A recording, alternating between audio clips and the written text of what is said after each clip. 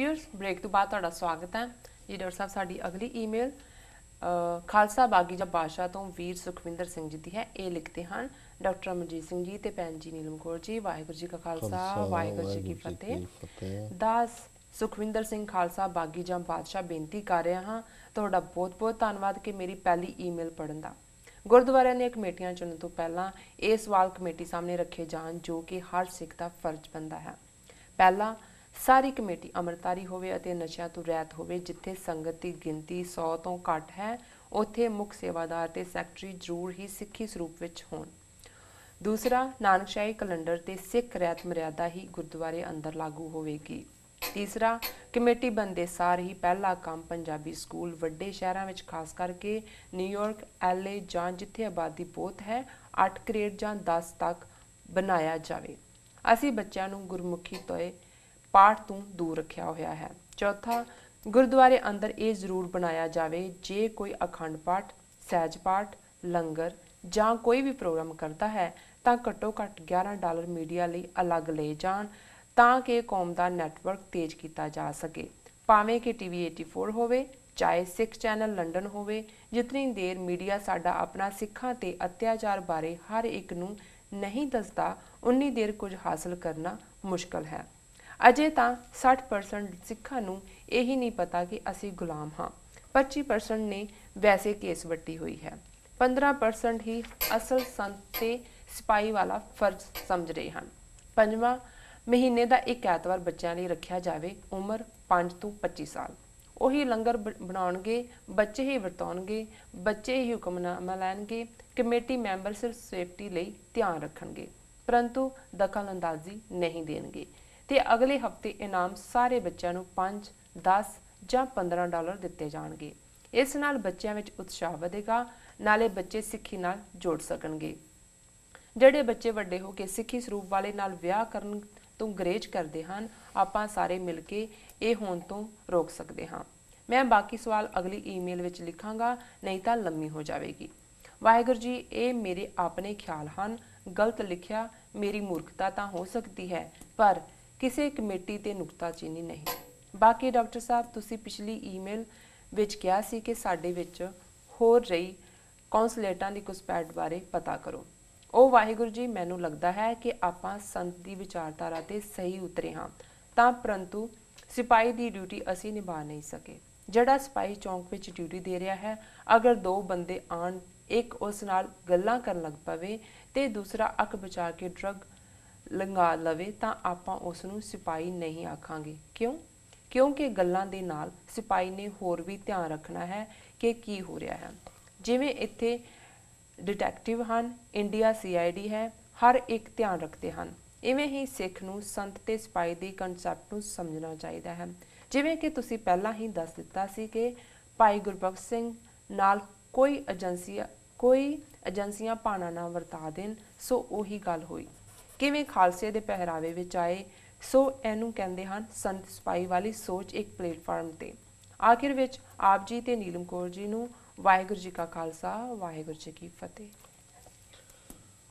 ਵੀਰ ਸੁਖਵਿੰਦਰ ਸਿੰਘ ਜੀ ਖਾਲਸਾ ਬਾਦਸ਼ਾਹ ਜਾਂ ਬਾਗੀ ਜੀ ਜਿਹੜਾ ਪੋਪੂਲਰ ਰੇਡੀਓ ਪ੍ਰੋਗਰਾਮ ਹੈ ਔਰ ਸਾਡਾ ਇਹ ਪ੍ਰੋਗਰਾਮ TV 84 ਦੇ ਬਾਕੀ ਪ੍ਰੋਗਰਾਮ ਵੀ ਇਸ 'ਤੇ ਲਾਈਵ ਜਿਹੜੇ ਨੇ ਬ੍ਰੌਡਕਾਸਟ ਹੁੰਦੇ ਨੇ ਜੀ। ਉਹਨਾਂ ਦਾ ਬਹੁਤ ਬਹੁਤ ਧੰਨਵਾਦ। ਉਹਨਾਂ ਨੇ ਸਾਨੂੰ ਲਿਖਿਆ, ਉਹਨਾਂ ਨੇ ਕਾਫੀ ਵੇਰਵੇ ਨਾਲ ਲਿਖਿਆ। ਜਿਹੜੀਆਂ ਈਮੇਲਸ ਵੇਰਵੇ ਨਾਲ ਹੁੰਦੀਆਂ ਨੇ, ਅਸੀਂ ਹੁਣ ਇਹ ਯਤਨ ਕਰਦੇ ਹਾਂ ਕਿ ਵੀ ਉਸ ਬਾਰੇ ਫਿਰ ਅਸੀਂ ਅੱਗੋਂ ਵੇਰਵਾ ਨਾ ਦਈਏ ਕਿਉਂਕਿ ਉਹਦੇ 'ਚ ਆਲਮੋਸਟ ਸੁਝਾਅ ਉਹਨਾਂ ਦਾ ਸਪਸ਼ਟ ਹੈ। ਉਹਨਾਂ ਨੇ ਕਮੇਟੀਆਂ ਦੀ ਚੋਣ ਦੀ ਗੱਲ ਕੀਤੀ ਹੈ ਜੀ ਕਿ ਉਹ ਸਿੱਖੀ ਸਰੂਪ ਦੇ ਵਿੱਚ ਹੋਣ, ਜਿਹੜੇ ਗੁਰਦੁਆਰਾ ਕਮੇਟੀਆਂ 'ਚ ਹੋਣ। ਸਿੱਖ ਰਹਿਤ ਮਰਿਆਦਾ, ਨਾਨਕਸ਼ਾਹੀ ਕੈਲੰਡਰ, ਇਹ ਸਾਡੇ ਵੱਖਰੀ ਪਛਾਣ ਦੇ ਪ੍ਰਤੀਕ ਜੀ, ਇਹਨਾਂ ਨੂੰ ਮੰਨਿਆ ਜਾਏ। ਔਰ ਜਿੱਥੇ ਸਾਡੀ ਚੰਗੀ ਆਬਾਦੀ ਹੈ ਨਿਊਯਾਰਕ ਜਾਂ ਕੈਲੀਫੋਰਨੀਆ ਦੀਆਂ ਪਾਕਟਸ, ਆਪਣੇ ਖਾਲਸਾ ਸਕੂਲ ਹਾਈ ਸਕੂਲ ਦੇ ਪੱਧਰ 'ਤੇ ਹੋਏ ਜੀ। ਔਰ ਇਸੇ ਤਰ੍ਹਾਂ ਉਹਨਾਂ ਦਾ ਇਹ ਕਹਿਣਾ ਹੈ ਕਿ ਵੀ ਹਰ ਗੁਰਦੁਆਰਾ ਭਾਵੇਂ $11 ਹੀ ਰੱਖੇ ਮੀਡੀਆ ਦੇ ਲਈ ਦੇ ਤਾਂ ਕਿ ਮੀਡੀਆ ਦੀ ਇੰਪੋਰਟੈਂਸ ਸਾਹਮਣੇ ਆਏ ਔਰ ਬੱਚਿਆਂ ਦੇ ਲਈ ਇੱਕ ਦਿਨ ਰੱਖਿਆ ਜਾਏ ਜਿਹਦੇ 'ਚ ਉਹ ਪਾਠ, ਲੰਗਰ, ਜੋ ਵੀ ਗੁਰਦੁਆਰਾ ਸਾਹਿਬ ਦੀ ਰੂਟੀਨ ਹੈ ਉਹ ਕਰਨ। ਵੀ ਵੱਡੇ ਜਿਹੜੇ ਨੇ ਉਹਨਾਂ ਨੂੰ ਗਾਈਡ ਤਾਂ ਕਰਨ ਜਾਂ ਉਹਨਾਂ ਦੀ ਸੁਰੱਖਿਆ ਦਾ ਖਿਆਲ ਰੱਖਣ, ਜੀ, ਉਹਨਾਂ ਨੂੰ ਇੰਡੀਪੈਂਡੈਂਟ ਕਰਨ ਤੇ ਉਹਨਾਂ ਨੇ ਨਾਲ ਹੀ ਇਹ ਕਿਹਾ ਕਿ ਵੀ ਅਸੀਂ ਜਿਹੜਾ ਕੁੱਲ ਮਿਲਾ ਕੇ ਸੰਤ ਔਰ ਸਿਪਾਹੀ, ਉਹਦੇ 'ਚ ਜਿਹੜਾ ਸਾਡਾ ਸਿਪਾਹੀ ਪੱਖ ਹੈ ਉਹ ਢਿੱਲਾ ਹੈ ਜੀ। ਕਈ ਵਾਰੀ ਅਸੀਂ ਚੌਕਸ ਨਹੀਂ ਹੈ, ਇਹੀ ਕਾਰਨ ਹੈ ਸਾਡੇ 'ਚ ਘੁਸਪੈਠ ਵੀ ਹੁੰਦੀ ਔਰ ਉਸ ਘੁਸਪੈਠ ਦੀ ਛਿੱਕੜਲੀ ਜਿਹੜੀ ਉਦਾਹਰਣ ਹੈ ਉਹ ਘੁਸਪੈਠ ਤਾਂ ਨਹੀਂ ਹੈ, ਧਾਵਾ ਹੈ, ਪਰ ਕਿਤੇ ਨਾ ਕਿਤੇ ਭੁਲੇਖਾ ਲੱਗਿਆ। ਜਿਵੇਂ ਭਾਈ ਗੁਰਬਖਸ਼ ਸਿੰਘ ਉਹਨਾਂ ਨੂੰ ਜਦੋਂ ਗ੍ਰਿਫਤਾਰ ਕੀਤਾ ਤਾਂ ਉਹਨਾਂ ਨੇ ਬੇਸ਼ੱਕ ਉਹ ਸ਼ਰਾਬੀ ਹੋਏ ਸੀ, ਪਰ ਕਿਉਂਕਿ ਕੇਸਰੀ ਨਿਸ਼ਾਨ ਸਾਹਿਬ ਚੁੱਕਿਆ, ਨਾਅਰੇ ਲਾਉਂਦੇ ਆ ਰਹੇ ਨੇ, ਜਕਾਰੇ ਲਾਉਂਦੇ, ਸਿੱਧੇ ਅੰਦਰ ਜਾ ਵੜੇ ਕਿ ਜੀ ਅਸੀਂ ਮਿਲਣਾ ਹੈ, ਅਸੀਂ ਦਰਸ਼ਨ ਕਰਨੇ ਨੇ। ਸੋ ਕਿਤੇ ਨਾ ਕਿਤੇ ਜਿਹੜਾ ਬਾਣਾ ਹੈ, ਭਾਵੇਂ ਉਹ ਨੀਲਾ ਹੈ ਜਾਂ ਕੇਸਰੀ ਹੈ, ਇਹ ਸਾਡੀ ਕਮਜ਼ੋਰੀ ਵੀ ਬਣ ਜਾਂਦਾ। ਅਸੀਂ ਆਪਣੇ ਸਿੱਖ ਭਰਾ ਸਮਝ ਕੇ ਜਿਉਂ ਹੀ ਅਸੀਂ ਅਵੇਸਲੇ ਹੁੰਦੇ ਹਾਂ ਤੇ ਇਸ ਕਿਸਮ ਦੇ ਜਿਹੜੇ ਫਿਰ ਸ਼ੈਤਾਨ ਨੇ ਇਸ ਬਾਣੇ ਦੇ ਵਿੱਚ ਆਏ ਉਹ ਵਾਰ ਕਰਦੇ ਨੇ। ਸੋ ਅਸੀਂ ਇਹਨਾਂ ਦਾ, ਵੀਰ ਜੀ ਦਾ ਬਹੁਤ ਬਹੁਤ ਧੰਨਵਾਦ ਕਰਦੇ ਹਾਂ। ਉਹਨਾਂ ਨੇ ਸਾਨੂੰ ਲਿਖਿਆ ਜੀ, ਅਸੀਂ ਸਮਝਦੇ ਹਾਂ ਵੀ ਉਹਨਾਂ ਦੀ ਉਸਾਰੂ ਸੋਚ ਹੈ। ਜੇ ਅਸੀਂ ਇੱਥੇ ਆਪਣੇ ਬੱਚੇ ਬੱਚੀਆਂ ਨੂੰ ਸਿੱਖੀ ਫਖਰ, ਸਿੱਖੀ ਪ੍ਰਾਈਡ ਦੇਣਾ, ਜਿਵੇਂ ਉਹਨਾਂ ਨੇ ਕਿਹਾ ਹੀ ਹੈ ਕਿ ਵੀ ਉਹ ਆਪਣੇ ਜਿਹੜਾ ਆਪਣੇ ਭਾਈਚਾਰੇ ਦੇ ਵਿੱਚ ਹੀ ਆਪਣੇ ਆਨੰਦ ਕਾਰਜ ਕਰਵਾਉਣ, ਤਾਂ ਫਿਰ ਸਾਨੂੰ ਗੁਰਦੁਆਰਿਆਂ 'ਚ ਰੋਲ ਮਾਡਲ ਜਿਹੜੇ ਪ੍ਰੋਗਰਾਮ ਦੇਣੇ ਪੈਣਗੇ ਬੱਚਿਆਂ ਦੀ ਦਿਲਚਸਪੀ ਦੇ ਵੀ। ਜੇ ਹਰ ਐਤਵਾਰ ਗਏ ਝਗੜਾ ਹੋਣਾ ਹੈ, ਪੱਗਾਂ ਉਛਾਲਣੀਆਂ ਨੇ, ਪੁਲਿਸ ਸੱਦਣੀ ਹੈ, ਤੇ ਫਿਰ ਨਿਆਣਿਆਂ ਨੂੰ ਤਾਂ ਉਹਦੇ 'ਚ ਕੋਈ ਦਿਲਚਸਪੀ ਨਹੀਂ ਹੈ। ਰਾਦਰ ਇਸ ਨਾਲ ਉਹਨਾਂ ਦੇ ਮਨ ਦੇ ਵਿੱਚ ਇੱਕ ਨਫ਼ਰਤ ਪੈਦਾ ਹੁੰਦੀ ਹੈ। ਜੀ ਜੀ। ਸੋ ਅਸੀਂ ਬਹੁਤ ਧੰਨਵਾਦ ਕਰਦੇ ਹਾਂ ਕਿ ਉਹਨਾਂ ਨੇ ਸਾਨੂੰ ਲਿਖਿਆ। ਹਾਂ, ਇੱਕ ਉਹਨਾਂ ਨੇ ਜਿਹੜੀ ਪਰਸੈਂਟੇਜ ਦਿੱਤੀ ਕਿ 80% ਨੂੰ ਤਾਂ ਪਤਾ ਹੀ ਨਹੀਂ ਹੁੰਦਾ ਵੀ ਕੀ ਚੱਲ ਰਿਹਾ, ਔਰ 25% ਜਿਹੜੇ ਨੇ ਉਹਨਾਂ ਨੇ ਵੈਸੇ ਕੇਸ ਵੱਟੀ ਹੋਈ ਹੈ, 15 ਹੀ ਐਕਟਿਵ ਨੇ ਜਿਹੜੇ ਸਮਝਦੇ ਨੇ। ਮੈਂ ਸਮਝਦਾ ਵੀ 15 ਤੁਸੀਂ ਬਹੁਤ ਜ਼ਿਆਦਾ ਕਿਹਾ। ਮੈਂ ਤਾਂ ਇਹ ਸਮਝਦਾ ਹੁੰਦਾ ਵੀ ਜੇ 5% ਵੀ ਕਿਸੇ ਕੌਮ ਦੇ ਵਿੱਚ ਲੋਕ, ਮਰਦ ਔਰਤਾਂ ਖਲੋ ਜਾਣ ਕਿਸੇ ਗੱਲ ਲਈ, ਤੇ ਇਹ ਸਮਝੋ ਬਹੁਤ ਸਕਸੈਸ ਹੈ। ਸੋ ਸਾਡੇ ਤਾਂ ਸ਼ਾਇਦ ਇਹ ਫਿਗਰ ਹੁਣ 5% ਤੋਂ ਵੀ ਥੱਲੇ ਚਲੀ ਗਈ, ਤੇ ਬਹੁਤ ਸਾਰਿਆਂ ਨੇ ਕੇਸ ਵੱਟੀ ਹੋਈ। ਕੇਸ ਵੱਟੀ ਵਾਲੀ 15 ਨਹੀਂ ਹੈ, ਇਹ ਇਹਨਾਂ ਦੀ ਗਿਣਤੀ ਬਹੁਤ ਜ਼ਿਆਦਾ ਹੈ। ਔਰ ਇਹਨਾਂ ਦਾ ਇਲਾਜ ਵੀ ਫਿਰ ਕੋਈ ਨਹੀਂ ਹੁੰਦਾ। ਜਿਹੜਾ ਤਾਂ ਵੈਸੇ ਜਿਹਨੂੰ ਪਤਾ ਨਹੀਂ ਉਹਨੂੰ ਤੁਸੀਂ ਸਮਝਾ ਸਕਦੇ ਹੋ। ਤੇ ਜਿਹੜਾ ਜਿਹਨੂੰ ਕਬੀਰ ਸਾਹਿਬ ਨੇ ਫਰਮਾਇਆ ਕਿ ਕਬੀਰ ਮਨ ਜਾਣਤ ਸਭ ਬਾਤ, ਜਾਣਤ ਹੀ ਔਗਣ ਕਰੇ, ਕਾਹੇ ਕੀ ਕੁਸਲਾਤ, ਹਾਥ ਦੀਪ ਕੂਏ ਪਰੇ। ਜੇ ਹੱਥ 'ਚ ਦੀਵਾ ਫੜਿਆ ਖੂਹ 'ਚ ਡਿੱਗਣਾ, ਉਹਦਾ ਕੋਈ ਇਲਾਜ ਨਹੀਂ ਹੈ। ਸੋ ਬਹੁਤ ਧੰਨਵਾਦ ਇਹਨਾਂ ਦਾ ਲਿਖਣ ਦੇ ਲਈ।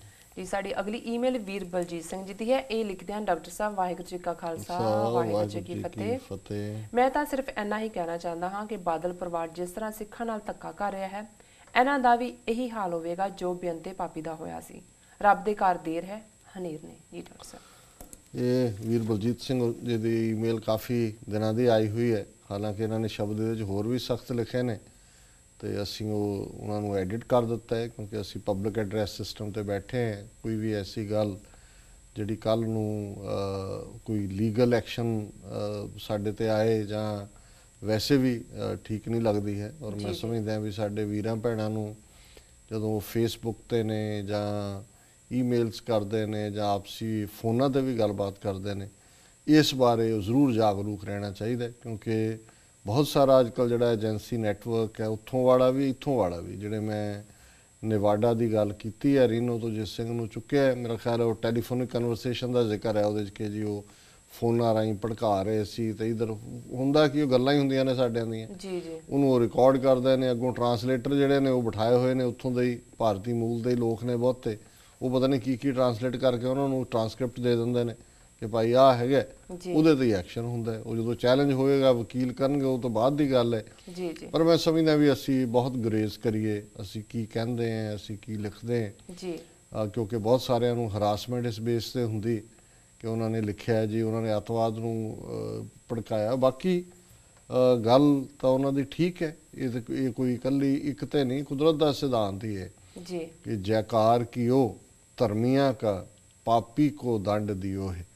ਕਿ ਅਲਟੀਮੇਟਲੀ ਧਰਮ ਦੀ ਜੈਕਾਰ ਹੁੰਦੀ ਹੈ, ਪਾਪੀ ਟਾਇਰੈਂਟ ਜ਼ੁਲਮ ਕਰਨ ਵਾਲਾ ਜਿਹੜਾ ਹੈ ਉਹ ਸਜ਼ਾ ਦਾ ਹੱਕਦਾਰ ਹੁੰਦਾ ਹੈ।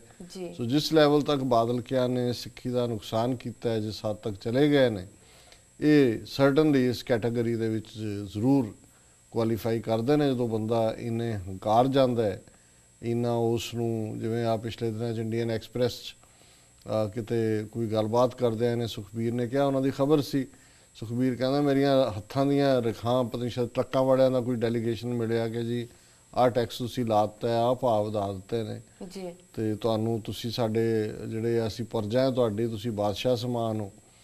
ਤੇ ਉਹਨਾਂ ਨੇ ਤਾਂ ਆਪਣੇ ਵੱਲੋਂ ਸੋਚਿਆ ਕਿ ਵੀ ਅਸੀਂ ਇਹਦੀ ਹਉਮੈ ਨੂੰ ਜਿਹੜਾ ਉਹਦੀ ਮਸਾਜ ਕਰੀਏ, ਮਾਲਿਸ਼ ਕਰੀਏ ਹਉਮੈ ਦੀ। ਜੀ ਤੇ ਉਹ ਕਹਿੰਦਾ ਹਾਂ ਬਿਲਕੁਲ ਤੁਸੀਂ ਠੀਕ ਕਹਿ ਰਹੇ ਹੋ, ਮੇਰੀਆਂ ਹੱਥਾਂ ਦੀਆਂ ਲੀਕਾਂ ਤੇ ਹੀ ਲਿਖਿਆ ਹੋਇਆ ਵੀ ਮੈਂ ਰਾਜ ਕਰਨਾ, ਮੈਂ ਰਾਜ ਕਰਨਾ ਲਿਖਿਆ ਹੋਇਆ ਮੇਰੇ। ਸੋ ਜਦੋਂ ਇਸ ਕਿਸਮ ਦੀ ਗੱਲ ਹੁੰਦੀ ਹੈ ਫਿਰ ਵੀ ਉਹੀ ਵਾਪਰਦਾ ਹੈ। ਗੁਰੂ ਸਾਹਿਬ ਨੇ ਫਰਮਾਇਆ ਹੋਇਆ ਕਿ ਸੁਖੀ ਬਸੈ ਮਸਕੀਨਿਆ ਆਪ ਨਿਵਾਰ ਤਲੇ, ਵੱਡੇ ਵੱਡੇ ਅਹੰਕਾਰੀਆ ਨਾਨਕ ਗਰਭ ਗਲੇ। ਅਲਟੀਮੇਟਲੀ ਜਿਹੜਾ ਗਰਭ ਹੈ, ਪ੍ਰਾਈਡ ਹੈ, ਝੂਠਾ ਹੈ, ਛੂਛਾਪਨ ਹੈ, ਇਹੀ ਗਾਲ ਦਿੰਦਾ ਹੈ। ਸੋ ਇਹਨਾਂ ਦਾ ਬਹੁਤ ਬਹੁਤ ਧੰਨਵਾਦ ਵੀਰ ਬਲਜੀਤ ਸਿੰਘ ਜੀ ਦਾ। ਜੀ ਸਾਡੀ ਅਗਲੀ ਈਮੇਲ ਓਂਕਾਰ ਸਿੰਘ ਜੀ ਦੀ ਹੈ। ਇਹਨਾਂ ਨੇ ਲਿਖਿਆ ਹੈ ਸਾਨੂੰ ਯੂਕੇ ਤੋਂ, ਸਾਊਥ ਹਾਲ ਤੋਂ। ਇਹ ਲਿਖਦੇ ਹਨ ਵਾਹਿਗੁਰੂ ਜੀ ਕਾ ਖਾਲਸਾ ਵਾਹਿਗੁਰੂ ਜੀ ਕੀ ਫਤਿਹ। ਡਾਕਟਰ ਸਾਹਿਬ ਮੇਰਾ ਨਾਮ ਓਂਕਾਰ ਸਿੰਘ ਹੈ ਤੇ ਮੈਂ ਯੂਕੇ ਸਾਊਥ ਹਾਲ ਤੋਂ ਹਾਂ। ਡਾਕਟਰ ਸਾਹਿਬ ਤੁਸੀਂ ਸਾਡੇ ਰੋਲ ਮਾਡਲ ਹੋ। ਮੈਂ ਤੁਹਾਨੂੰ ਪਹਿਲਾਂ ਵੀ ਈਮੇਲ ਲਿਖੀ ਸੀ ਪਰ ਤੁਸੀਂ ਉਸ ਦਾ ਜਵਾਬ ਨਹੀਂ ਦਿੱਤਾ। ਮੈਂ ਸਮਝ ਸਕਦਾ ਹਾਂ ਕਿ ਤੁਸੀਂ ਸਮੇਂ ਦੀ ਘਾਟ ਕਰਕੇ ਤੁਸੀਂ ਨਹੀਂ ਜਵਾਬ ਦਿੱਤਾ। ਡਾਕਟਰ ਸਾਹਿਬ ਮੇਰਾ ਇੱਕ ਦੋਸਤ ਹੈ ਜੋ ਮੇਰੇ ਨਾਲ ਸਕੂਲ ਵਿੱਚ ਪੜ੍ਹਦਾ ਸੀ, ਪਰ ਉਹ ਜਦੋਂ ਵੀ ਮੇਰੇ ਨਾਲ ਗੱਲ ਕਰਦਾ ਹੈ ਮੈਨੂੰ ਲੱਗਦਾ ਹੈ ਕਿ ਉਸ ਦਾ ਬ੍ਰੇਨ ਵਾਸ਼ ਕੀਤਾ ਹੁੰਦਾ ਹੈ। ਉਹ ਇੱਕ ਬ੍ਰਾਹਮਣ ਹੈ। ਉਸ ਨੇ ਮੈਨੂੰ ਕਿਹਾ ਕਿ ਭਗਤ ਸਿੰਘ ਨੇ ਆਪਣੀ ਕਿਤਾਬ ਵਿੱਚ ਲਿਖਿਆ ਸੀ ਕਿ ਉਹ ਇੱਕ ਹਿੰਦੂ ਹੈ। ਮੈਨੂੰ ਉਹ ਕਿਤਾਬ ਨਹੀਂ ਮਿਲੀ। ਮੈਂ ਕਾਫੀ ਜਗ੍ਹਾ ਤੇ ਪਤਾ ਕੀਤਾ ਅਤੇ ਉਸ ਨੇ ਇੱਕ ਹੋਰ ਗੱਲ ਕੀਤੀ ਕਿ ਗੁਰੂ ਗੋਬਿੰਦ ਸਿੰਘ ਜੀ ਨੂੰ ਕਿਸੇ ਨੇ ਹਰਮੰਦਰ ਸਾਹਿਬ ਨਹੀਂ ਜਾਣ ਦਿੱਤਾ ਸੀ। ਇਹਨਾਂ ਦੋਵਾਂ ਸਵਾਲਾਂ ਦੇ ਜਵਾਬ ਮੇਰੇ ਕੋਲ ਨਹੀਂ ਸਨ। ਕਿਰਪਾ ਕਰਕੇ ਜਵਾਬ ਜ਼ਰੂਰ ਦੇਣਾ। ਮੈਂ ਤੁਹਾਡਾ ਪ੍ਰੋਗਰਾਮ SOS YouTube ਰਾਹੀਂ ਦੇਖਦਾ ਹਾਂ। ਰੱਬ ਤੁਹਾਨੂੰ ਚੜ੍ਹਦੀ ਕਲਾ ਬਖਸ਼ੇ। ਵਾਹਿਗੁਰੂ ਜੀ ਕਾ ਖਾਲਸਾ ਵਾਹਿਗੁਰੂ ਜੀ ਕੀ ਫਤਿਹ। ਜੀ ਡਾਕਟਰ ਸਾਹਿਬ। ਵੀਰ ਓਂਕਾਰ ਸਿੰਘ ਜੀ ਦਾ ਬਹੁਤ ਬਹੁਤ ਧੰਨਵਾਦ। ਉਹਨਾਂ ਨੇ ਸਾਨੂੰ UK ਤੋਂ ਲਿਖਿਆ ਜੀ।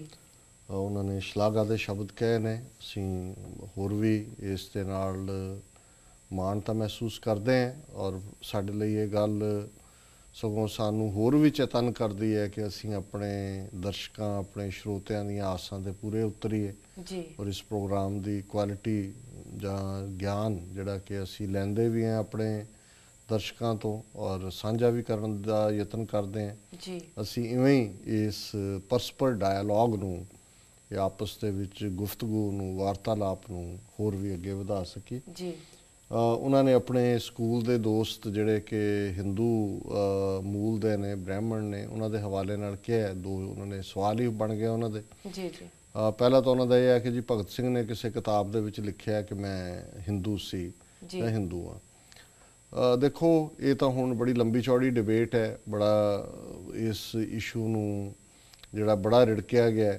ਕਿਉਂਕਿ ਆਰੀਆ ਸਮਾਜੀ ਇਹ ਕਲੇਮ ਕਰਦੇ ਨੇ ਕਿ ਕਿਉਂਕਿ ਉਹਨਾਂ ਦਾ ਚਾਚਾ ਜਾਂ ਪਿਓ ਆਰੀਆ ਸਮਾਜੀ ਸੀ, ਇਸ ਲਈ ਭਗਤ ਸਿੰਘ ਦੀ ਜਿਹੜੀ ਪ੍ਰੇਰਨਾ ਉਹ ਆਰੀਆ ਸਮਾਜ ਚੋਂ ਆਈ ਜੀ, ਇਸ ਲਈ ਉਹ ਆਰੀਆ ਸਮਾਜੀ ਸੀ। ਕਾਮਰੇਡ ਜਿਹੜੇ ਨੇ ਉਹ ਭਗਤ ਸਿੰਘ ਦੀਆਂ ਕਿਤਾਬਾਂ ਚੱਕੀ ਫਿਰਦੇ ਨੇ ਕਿ ਉਹਨੇ ਲਿਖਿਆ ਕਿ ਵਾਈ ਆਈ ਐਮ ਐਨ ਏਥੀਇਸਟ, ਕਿ ਮੈਂ ਨਾਸਤਕ ਕਿਉਂ ਬਣਿਆ ਜੀ। ਉਹ ਇਹ ਦਾਅਵਾ ਕਰਦੇ ਨੇ ਕਿ ਜੀ ਉਹ ਨਾਸਤਕ ਸੀ, ਉਹਦਾ ਰੱਬ ਤੇ ਯਕੀਨ ਹੀ ਨਹੀਂ ਸੀ। ਤੇ ਹੋਰ ਜਿਹੜੇ ਨੇ ਕਈਆਂ ਦੇ ਦਾਅਵੇ ਨੇ, ਹੁਣ ਤਾਂ ਕਾਂਗਰਸੀ ਵੀ ਭਗਤ ਸਿੰਘ ਤੇ ਦਾਅਵਾ ਕਰਨ ਲੱਗ ਗਏ ਆਪਣਾ, ਪਤਾ ਨਹੀਂ ਉਹਨੂੰ ਕਿਹਦਾ ਐਡਮਾਇਰਰ ਬਣਾਉਣਗੇ। ਪਰ ਇੱਕ ਗੱਲ ਜ਼ਾਹਰ ਜਾਂ ਸਪਸ਼ਟ ਹੈ ਕਿ ਜਿਹੜਾ ਭਗਤ ਸਿੰਘ ਦਾ ਜੀਵਨ ਹੈ ਉਹ ਆਪਣੇ ਆਪ ਦੇ, ਉਹਦੀਆਂ ਚਿੱਠੀਆਂ ਕੱਢ ਲਓ। ਸਰ ਮਨੋਹਰ ਸਿੰਘ ਮਾਰਕਸ ਨਿਊਯਾਰਕ 'ਚ ਹੁੰਦੇ ਸਨ ਜੀ, ਸੋ ਉਹਨਾਂ ਨੇ ਮੈਨੂੰ ਵੀ ਦਿਖਾਈਆਂ ਜਿਨ੍ਹਾਂ ਦੀ ਉਹਨਾਂ ਕੋਲ ਫੋਟੋ ਕਾਪੀ ਸੀ। ਹਰ ਚਿੱਠੀ ਉਹਨਾਂ ਦੀ ਇੱਕੋ ਓਂਕਾਰ ਨਾਲ ਸ਼ੁਰੂ ਹੁੰਦੀ ਸੀ ਜੀ, ਔਰ ਥੱਲੇ ਜੇ ਉਹਨਾਂ ਨੇ ਮਾਤਾ ਨੂੰ ਐਡਰੈਸ ਕੀਤਾ ਜਾਂ ਦੂਜਾ ਤੇ ਸਤਿ ਸ੍ਰੀ ਅਕਾਲ ਨਾਲ ਹੁੰਦਾ ਸੀ। ਹੁਣ ਨਾ ਤਾਂ ਇੱਕ ਓਂਕਾਰ ਤੇ ਸਤਿ ਸ੍ਰੀ ਅਕਾਲ ਕਾਮਰੇਡਾਂ ਦਾ ਸਲੋਗਨ ਹੈ, ਉਹ ਤਾਂ ਰੈੱਡ ਬੁੱਕ 'ਚੋਂ ਕਾਮਰੇਡ ਰੈੱਡ ਸੈਲਿਊਟ 'ਤੇ ਹੀ ਯਕੀਨ ਰੱਖਦੇ ਨੇ, ਲਾਲ ਸਲਾਮ ਜੀ, ਤੇ ਨਾ ਹੀ ਇਹ ਆਰੀਆ ਸਮਾਜੀਆਂ ਦੀ ਗ੍ਰੀਟਿੰਗ ਹੈ, ਤੇ ਨਾ ਹੀ ਆਰੀਆ ਸਮਾਜੀਆਂ ਨੇ ਕੋਈ ਇੱਕ ਰੱਬ 'ਚ ਯਕੀਨ ਰੱਖਿਆ। ਉਹਨਾਂ ਤਾਂ ਵੇਦਾਂ ਦੇ ਵਿੱਚ ਹਰ ਦੇਵਤੇ ਦੇ ਮੰਤਰ ਨੇ, ਉਹ ਤਾਂ ਹਵਨ ਹੀ ਕਰਦੇ ਨੇ, ਯੱਗ ਹਵਨ ਕਰਦੇ ਨੇ ਜੀ। ਸੋ ਅਸੀਂ ਸਮਝਦੇ ਹਾਂ ਵੀ ਭਗਤ ਸਿੰਘ ਇੱਕ ਬਹਾਦਰ ਨੌਜਵਾਨ ਜਿਹੜਾ ਸਿੱਖੀ ਵਿਰਸੇ ਤੋਂ ਪ੍ਰੇਰਨਾ ਲੈ ਕੇ ਉਸ ਪੀਰੀਅਡ ਜਦੋਂ ਭਗਤ ਸਿੰਘ ਰੋਹ ਹੋ ਰਿਹਾ ਸੀ, ਅਕਾਲੀਆਂ ਦਾ ਮੋਰਚਾ ਜੈਤੋ ਦਾ ਲੱਗਾ ਸੀ, ਮੋਰਚੇ 'ਚ ਗ੍ਰਿਫਤਾਰੀਆਂ ਦੇ ਲਈ ਅਕਾਲੀਆਂ ਦੇ ਜਥੇ ਪਿੰਡਾਂ 'ਚੋਂ ਨਿਕਲਦੇ ਸਨ। ਔਰ ਪਹਿਲਾ ਵਾਕਿਆ ਕਿ ਵੀ ਉਹ ਵੀ ਆਪਣੇ ਪਿਤਾ ਦੇ ਨਾਲ ਇੱਕ ਜਥੇ ਦੇ ਦਰਸ਼ਨ ਕਰਨ ਗਿਆ, ਉਹਨਾਂ ਦੀ ਉਹਨੇ ਰਾਹ ਦੇ ਵਿੱਚ ਚਾਹ ਪਾਣੀ ਨਾਲ ਸੇਵਾ ਕੀਤੀ, ਜਿਵੇਂ ਹੁੰਦਾ ਸੀ ਥਾਂ ਥਾਂ ਸੰਗਤਾਂ ਉਹਨਾਂ ਦੇ ਲਈ ਲੰਗਰ ਔਰ ਸੇਵਾ ਦਾ ਪ੍ਰਬੰਧ ਕਰਦੀਆਂ ਸੀ। ਸੋ ਅਸੀਂ ਸਮਝਦੇ ਹਾਂ ਵੀ ਜਿਹੜਾ ਕਰੇਜ ਹੈ ਜਾਂ ਹਿੰਮਤ ਹੈ, ਜੇ ਭਗਤ ਸਿੰਘ ਦੀ ਪ੍ਰੇਰਨਾ ਆਰੀਆ ਸਮਾਜ ਚੋਂ ਆਈ ਹੁੰਦੀ, ਬਾਕੀ ਹਿੰਦੁਸਤਾਨ 'ਚ ਦਿਆਨੰਦ ਨੇ ਬਥੇਰੇ ਆਰੀਆ ਸਮਾਜੀ ਬਣਾਏ ਨੇ ਜੀ। ਕਿੰਨੇ ਕੁ ਆਰੀਆ ਸਮਾਜੀ ਫਾਂਸੀ ਦੇ ਰੱਸੇ ਤੇ ਲਟਕੇ ਨੇ, ਜਿਹੜੇ ਇੱਕ ਦੋ ਆਪਣੇ ਆਪ ਨੂੰ ਸਾਵਰਕਰ ਵਰਗੇ ਸੀ ਵੀ, ਉਹ ਮਾਫੀ ਮੰਗ ਕੇ ਦੌੜਿਆ ਉੱਥੋਂ ਕਾਲੇ ਪਾਣੀ ਤੋਂ। ਜੀ। ਇੱਥੇ ਜਿਹੜੇ ਆਏ ਲਾਲਾ ਹਰਦਿਆਲ ਔਰ ਦੂਜੇ, ਉਹ ਮੁੜ ਕੇ ਅੰਗਰੇਜ਼ਾਂ ਦੇ ਗੁਣ ਗਾਉਣ ਲੱਗ ਗਏ। ਕਿਹੜੇ ਆਰੀਆ ਸਮਾਜੀ ਚੜੇ ਨੇ ਫਾਂਸੀ ਦੇ ਉੱਤੇ। ਜੀ ਜੀ। ਸੋ ਭਗਤ ਸਿੰਘ ਦਾ ਜਿਹੜਾ ਵਿਰਸਾ ਹੈ ਉਹ ਸਿੱਖ ਵਿਰਸਾ ਸੀ। ਹੋ ਸਕਦਾ ਹੈ ਇਨ ਬਿਟਵੀਨ ਚੜ੍ਹਦੀ ਜਵਾਨੀ 'ਚ ਬੰਦਾ ਤਜਰਬੇ ਕਰ ਰਿਹਾ, ਰਸ਼ੀਆ ਦੇ ਵਿੱਚ ਇਨਕਲਾਬ ਆਇਆ 1917 ਦਾ, ਉਹਨੂੰ ਉਹਦੇ 'ਚ ਇੰਟਰਸਟ ਹੋਇਆ ਕਿ ਭਾਈ ਹਥਿਆਰਬੰਦ ਸੰਘਰਸ਼ ਅਸੀਂ ਅੰਗਰੇਜ਼ਾਂ ਨੂੰ ਕੱਢੀਏ ਇੱਥੋਂ। ਜੀ। ਸੋ ਜ਼ਾਹਰ ਹੈ ਵੀ ਹਥਿਆਰਬੰਦ ਸੰਘਰਸ਼ ਦੀ ਪ੍ਰੇਰਨਾ ਵੀ 10ਵੇਂ ਪਾਤਸ਼ਾਹ ਦਾ ਫਲਸਫਾ ਹੈ।